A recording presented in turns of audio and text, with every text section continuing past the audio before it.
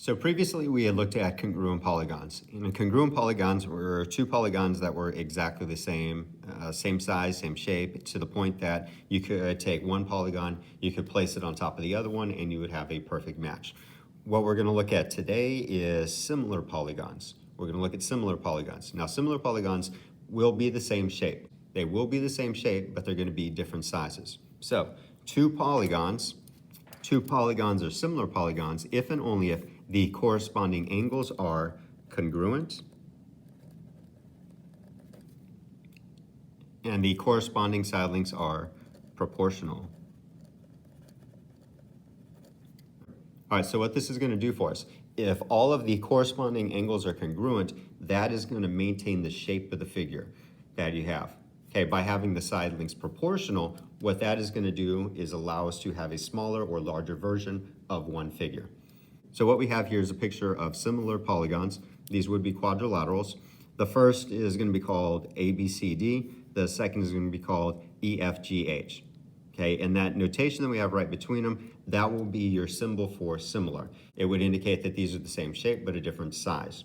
Okay, so when you write these names, or if these names are provided for you, the letters are going to be in corresponding order. That means that that angle A, is going to be the same size as E.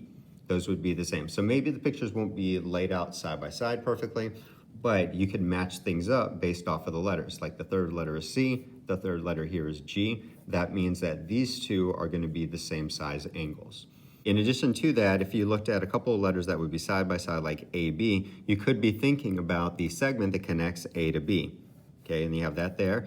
EF, which would correspond here because of the first and second letter, EF, that would match up with AB. However, in this case, it's not going to match up as being congruent. It is going to match up as being proportional. That means that there would be some scale factor that you could apply, some number that you could multiply the length of that by so that you could get the length of this side. And whatever that number is, which we call the scale factor, whatever that number is, you could multiply EH length by that same value and you would get AD. So that's the sense of proportionality. They're not congruent, but there's a common scale factor that you could use to figure out, say we had the lengths here, there's a common scale factor that you could use to multiply each of these side lengths by to get the side lengths of the larger one. Or you can even work backwards. You could have a scale factor that might be fractional that could take the side lengths here and give you the side lengths that would be here. Those two scale factors would actually just be reciprocals of each other. All right, so corresponding angles are congruent. We had already mentioned that A is congruent to E. In addition to that, we also brought up that angle C is congruent to G. We have that one, so this would be out of order alphabetically, but that's okay. All right, so those are congruent. In addition to that, angle B, which is our second letter, is going to match up to F. So we have angle B is congruent to angle F. And last, we've got D and H. Okay, so all those are congruent. Now the side lengths are going to be proportional. So if we took the length of AB right here and you divided it by EF, that would actually give you that scale factor that I was mentioning. It would give you that value. So if I took any other corresponding sides like BC and FG, divided those, I would get the same scale factor. So the quotients right here, they would be equal. In addition to that, I could take CD, divide that by GH. That would give you the same scale factor. And we also have AD and EH. Okay, that would give you the same scale factors. For example, one, we're going to determine whether two polygons are similar. And if they are, we're going to write a similarity statement. To verify that two polygons are similar, we need to show that they meet the definition, which has two parts. The corresponding angles need to be congruent, and the corresponding side lengths need to be proportional. Okay, so as far as the angle measurements here, we pretty much have everything marked. Okay, we've got single markings for those two. We've got the perpendicular markings, so 90 degrees.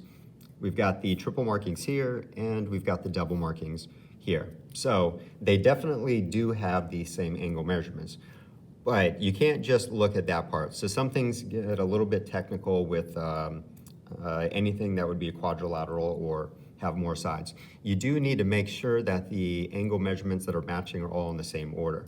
For example, if I look at the single marking here, to the right of that one, I'm gonna see the right angle, which is also gonna be present here. And then moving in that direction, I see the double marking, then the triple marking, which is the same thing here. So we have the single, we've got the perpendicular, we've got the double, and then the triple. So they do have to be in that arrangement.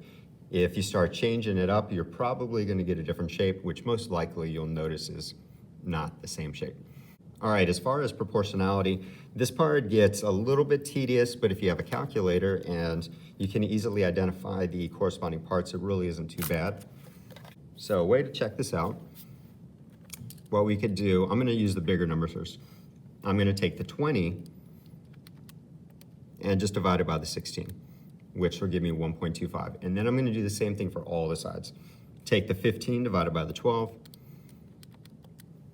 get 1.25. Take the 30 divided by the 24. We get the same thing, and then last, the 25 divided by the 20. And it gives us the same thing. So we do have the proportionality, which means that these are going to be similar.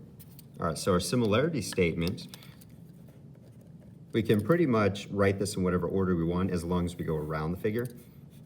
Okay, so we could do FJ, HG, just say that that is similar to VW, XY. All right, and that is a statement. As long as everything matches correspondingly, it would be good. So you can start at any letter. You could start at J and you can move this direction as long as you started with W and then you moved around in that direction. As far as the scale factors, surprisingly, as we did the verification for the proportionality, we actually did find one of the scale factors. So there's two ways that you can look at it. You can look at this as an enlargement, which would be going this direction, but you could also look at it as a reduction, which goes the opposite direction. Okay, as an enlargement, what we would want to think is there's some value, I'm going to call it S here for scale factor. There's some value that I should be able to multiply any of these numbers by to get the corresponding number over here. For example, the 12 and the 15. Okay, so there should be a value that I can multiply by 12. We'll just call it S, so 12 times S, and that would equal 15. Now, when I solve for S, what I do is I divide by 12. I divide by 12, and that's my scale factor. It's 15 over 12, and whatever that would reduce down to, which both of these are divisible by 3, so that would give me 5/4. That would be the scale factor for the enlargement, at least as a fraction. As a fraction, that's what it would be. But remember, just a little bit ago here, we did the same thing. We took the 15, we divided by 12. We took 15, we divided by 12. So we ended up evaluating it as the decimal form. Okay, and then you have an option. You can write it either way. There's different questions where one will be better than the other. The reduction is actually just going to be the reciprocal to this. It's going to be 4/5. 4/5, in the decimal form isn't really going to look like that. It's actually going to be 0.8. That would be your reduction for that one. Notice that an enlargement will be a value greater than 1. Reduction will be a value that is less than 1, which will cause it to shrink. All right, why would this actually be true? We work backwards. We think that there's a scale factor. We'd multiply by 15 to get to 12. Okay, so then in solving, we divide by the 15, and our scale factor would be 12 over 15, which reduces to 4/5, the reciprocal to what we had for the enlargement. For example 2, we're going to use proportionality to solve for a side length such as x that we have here. Okay, we are given a statement of similarity, which again is really important because it does help us match things up. Sometimes the figures are not going to be positioned side by side where all the corresponding parts are in the same areas. I can rotate that, right? I could maybe flip this over and end up with maybe a 12 that direction, a 16, and then a 20, which sometimes can get a little bit confusing. We can usually figure out, but you do have these statements that'll help match things up. So I want to say here that the 9 and the 12 match, that those go together, right? Because positioning-wise, that's what it looks like. But what I can do is I can look at the statement and verify it. This is ED, okay? So ED is going to be the second and the first letter. Over here, the second and first letters are going to be N and M. Okay, so that does match up to the 12. So that's good. And what we're going to do is set up a ratio with that. Okay, we could call it 12 over 9, or you can have it flipped. It really doesn't matter here how you decide to do that. But we're going to set it equal to another ratio, which is what we call a proportion. Remember proportionality here. Okay, so set it up to another fraction or ratio, which involves the x. Because the x was from the small triangle, which went with the 9, I'll make sure that I put that on the bottom. And the corresponding side to that would be the 20. So that'll go up on top, and then simply just use cross products and you'll get your value for x. Of course, you can reduce fractions if you notice that would be possible, but I'll do it based off of what I got here. All right, so if I multiply those together, I'm gonna get 180, okay, and then I'll divide that by 12. See, this product has to equal that product. So if I know that value, I could take out this factor, that 12. I can take out that 12 by dividing it, and that will give me 15.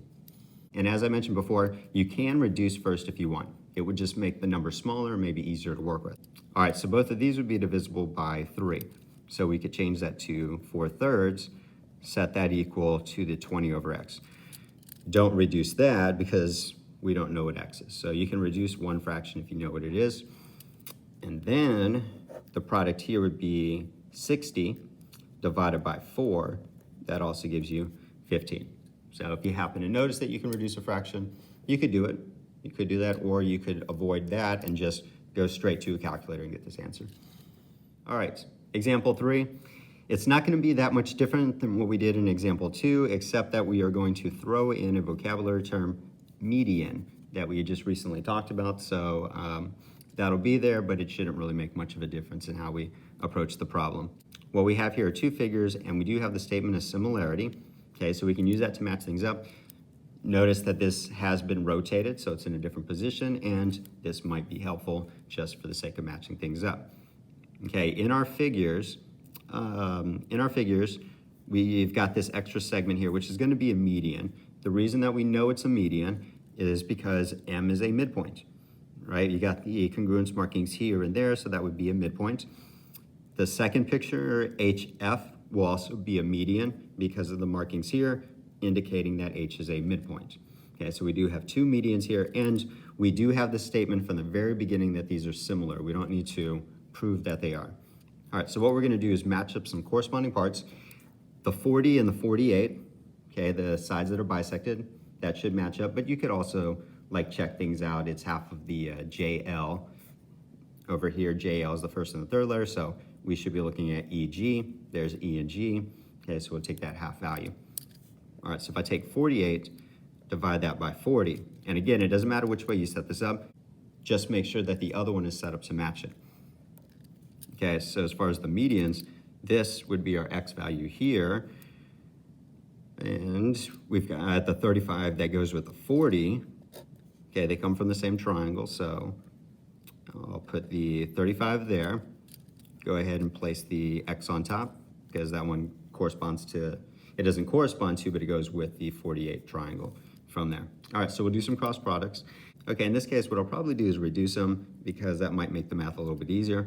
Both of these are going to be divisible by 8, so I can change that up to 6 over 5 is going to be equal to X over 35. And that's going to work out great. That is going to work out really good because that 5, I can easily figure out how I go to 35. Okay, so we don't need to do cross products for this one. I can just look at this as 5 times 7 gives me a 35. So if I multiply 6 by 7, X is 42. Okay, now the exact same answer you would get from doing the cross products. Okay, so for the cross products, that'd be 48 and 35. Gives us that number, and then we divide by 40, you'll see that we still get 42. In addition to that, there's other ways that you can set up problems, and I think this is kind of neat to share with you. We could actually put the X and the 48 together. We could do that. We could put the median over that segment there. You can do that, and then in the other triangle, what you could do is take the similar parts and stack them. So we could take the 35, because that would also be a median like X, divide that by the 40, Okay, and when you look at the math here, you're going to realize, even though things are in different places, the math is going to look the same. So over here, these get multiplied, right? That diagonal and then divide by 40. That's the same thing that we get here. It's going to be 48 times 35 divided by 40, so you'll still get the same answer. So you do have some freedom in how you set these up. Later, blah.